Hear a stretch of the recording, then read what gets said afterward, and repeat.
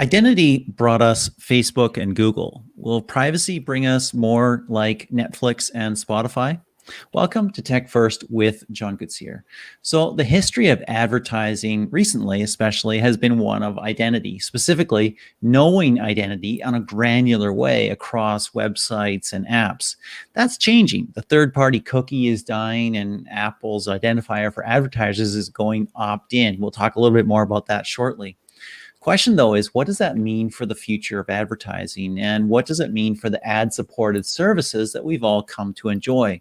To dive in a little more, we're speaking with Sheri Bachstein today. She is the global head of Watson Advertising and the Weather Company. Welcome, Sheri.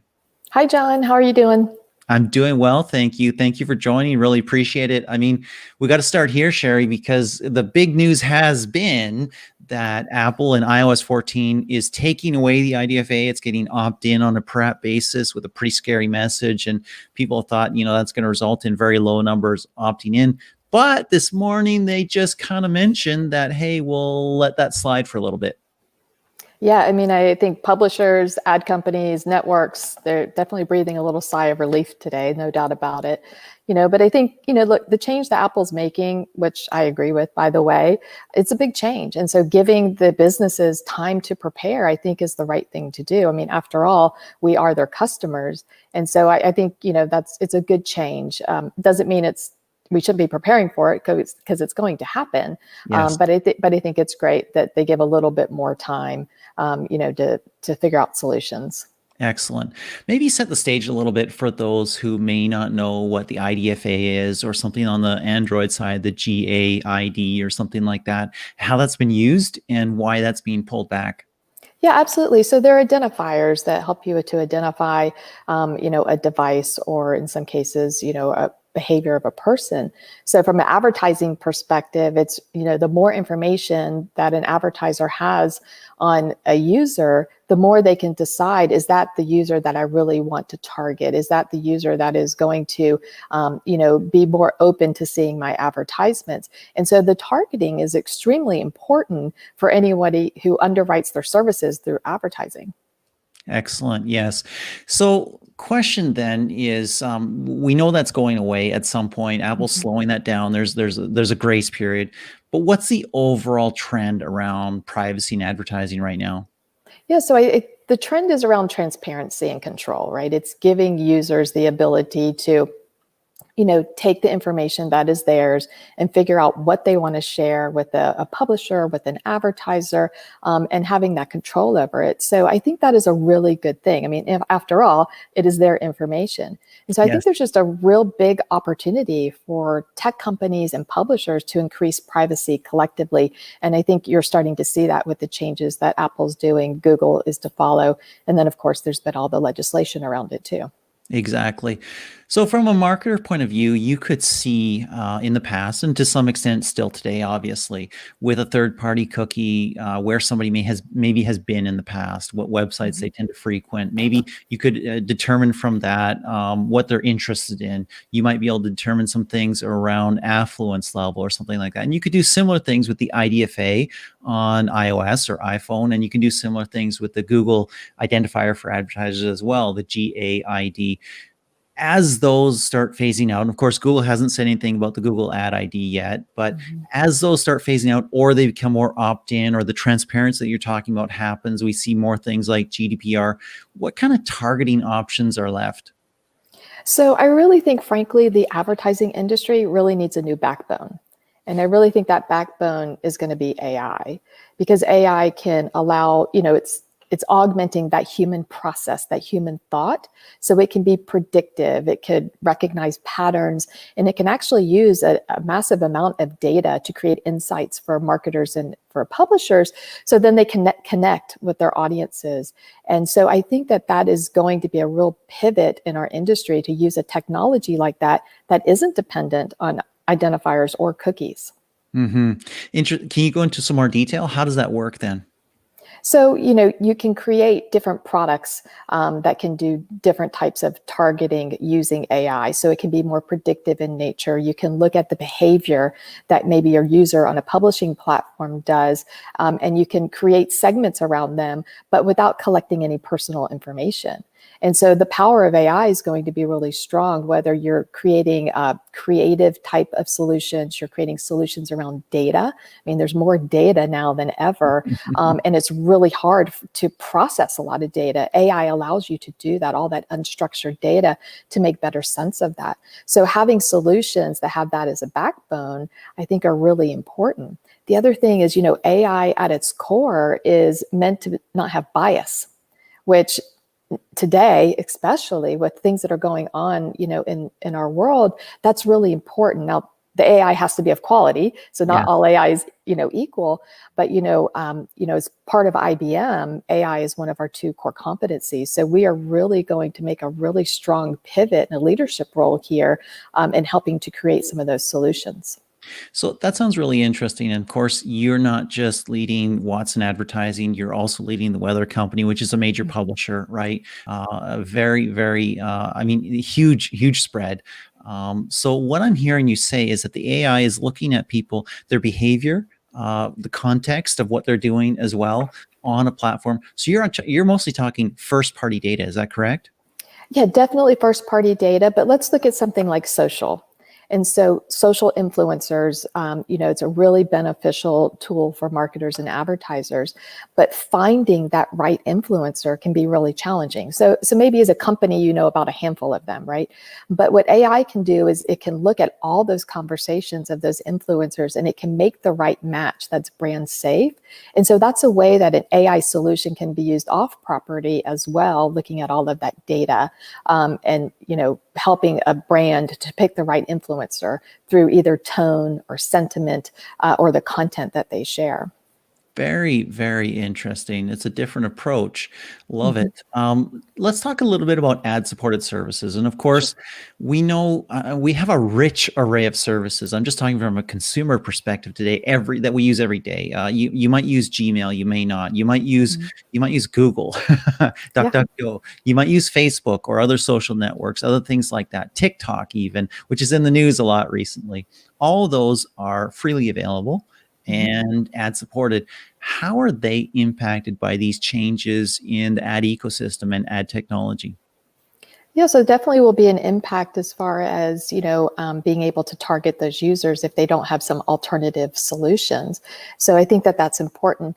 I think there's a couple things, as a publisher, you know, that can be done, and as an ad service, it's really kind of about the value that you're creating with the customer. So all of those platforms you name, most social platforms, people freely give their data, right? So being transparent with that data and how it's being used is really important. But then what's the value exchange for that user in sharing that data? So I think companies that build that communication and that relationship between their customer will do really well, with the changing environment. It's interesting what you're talking about here because we've gone through a period where, in some sense, a lot of power has shifted to ad tech companies and ad Mhm. networks because they've been able to draw connections Yeah. across networks, across websites, apps, platforms, and identify users. Used to be the case, right? You wanted the Wall Street Journal audience. You could only get that in one place. Today, you can get Mhm. that in Angry Birds, right? Right. Because somebody who's a corporate executive still likes to have some fun at night. Is this going to kind of revert power back to quality publishers? So I think in the beginning, there'll still be some linking. It might be a different way of linking versus, using these traditional cookies or some of the mobile identifiers. But there are companies out there that are building some really interesting products that build almost a universal identity that will be linking. And I think in the short term, at least from a cookie perspective, that those are really great solutions. From a perspective of maybe what Apple's doing, their guidelines seem to be a little bit more strict around ad targeting across apps. It might not be the right solution. So I think there's a different array of solutions with ad tech companies and the ad networks. I think what's really important, though, is going back to that transparency, right? So as a publisher, as you mentioned, I'm going to be more selective, certainly, the partners that I use to make sure that their products are privacy by design and it's part of their fundamental part of their process. And so, even in my own business, whenever I put out a product or a feature, everything goes through a privacy review board. And so I think companies have to prepare for that. And especially as a publisher, going to be asking for that. But I do feel like there are some unique solutions out in the marketplace. Some companies are coming up with some very creative solutions around the cookie. And then I think, the AI solutions I spoke about will be the future. It's interesting what you talked about there, because you talked about that as IBM and as the Weather Network, you went through an extensive privacy process, right? And you can do that because you're first party, and you can do that because you control what is on your platform. What we've seen in the ad tech universe is a lot of intermingling, right? On DSPs, SSPs, on mediation platforms, right? A mediation platform that takes in SDKs from all kinds of different ad networks recently. And I recently reported on one that was actually fraudulent. And through a mediation platform, it got into a lot of different places where you wouldn't have expected it. And as a publisher, you wouldn't have wanted it either. How do you prevent against that? How do you stop that from happening? So I do think you have to have more rigor, right, in your processes and how you review partners. I think a lot of us in the publishing world think that some of these SDKs, they're kind of black boxes. You don't really know what's Yes, going on, right? And so, that comes down to that relationship with the partner. Are they willing to, tell you what they're doing with the data? How does that work? And so as a company, I think you have to have more rigor around that. And you have to ask those questions. I think, when programmatic first came out and we're starting to see all of these ad networks, I think you just didn't really ask those questions as much as you should have. But now, asking those questions will be acceptable, and companies have to be able to answer them, because otherwise, publishers aren't going to want to do business with them. Yes. Let's talk about valuing ads for a little bit. And, Sure. really arcane subject for most people. I totally get it and I totally understand, but it's actually core to the internet and services on the internet that we use. Also, the mobile games that we play, right? A lot of them are ad supported, and they're looking at an IDFA less future. They're looking at an identifier less future, in which is very hard for them to value their inventory. What do you see happening to the value of ad inventory, maybe for you personally on your platforms, but also more in general over the next, 18 months or so? So I'm not sure like it's a one size fits all. I think it really depends on the publisher or the developer, the app developer. I think there's a few factors. So one, we've kind of talked about like your first party data. How strong is that data? Because if you have good, strong first party data, that's very valuable, right? The second thing is that relationship with your customer. So in my case, it's a little different because we offer very important information, in some cases, life-saving information from a weather service. So our users, and we've asked them, will you underwrite the service with advertising? And we prefer it to be targeted advertising because you actually have a better experience, right? You get relevant ads, and they've told us they prefer relevant ads, versus something, that doesn't apply to them. And so there's that value exchange that you can build with your customer. And you can give your experience based on the value they're willing to give to you, right? And so a customer that's willing to give you that data, which is almost currency to you, maybe they get a different experience than someone that maybe doesn't. And I think that that's something that publishers should look at. And I think that's a fair exchange, because when you're offering free services, and look, I have 200 meteorologists supplying the weather, I have to pay for them, right? So they don't work for free. They don't work for free, I promise you. So like, I have to underwrite them either with advertising, or I have to underwrite them by one of my users saying, hey, we don't want advertising, but we will pay for your service. And that's where a subscription service comes in, which, for us, we moved to about a year ago. And I think it was a really great pivot at the right time for us, because it certainly helps us to maintain that value to a user.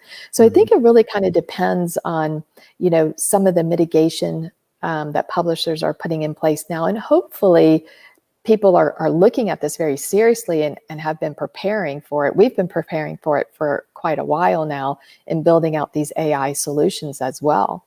And what's interesting is because I'm a publisher and I also have an advertising business, all of my advertising solutions I can use on my publishing platform, make sure that they work, right? Make sure that they deliver for the marketers. So it's actually a really great scenario for me as I sit kind of on both sides. That makes a lot of sense. What also struck me as you were talking there is the value of brand. And that's quite interesting because there's a relationship. It's a long-term relationship. There's a value exchange in that relationship. And having a brand, you can ask things from your customer. It's a little more challenging for a mobile app that just starts somewhere and you don't know the person you don't know the producer of it. You don't know there's no brand behind it. It's self-published, all those other things.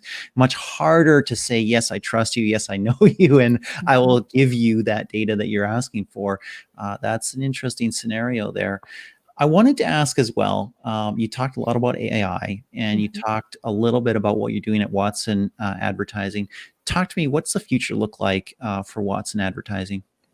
Yeah, so I think the future is very bright. We have made this pivot to building these AI-driven ad tech solutions. And these are solutions, like I said, can be used on our platform or they can be used on any platform for our marketers and advertisers. And, because AI is a core competency for IBM, we really feel like, we can really make a big push in the industry, have a bolder leadership role here.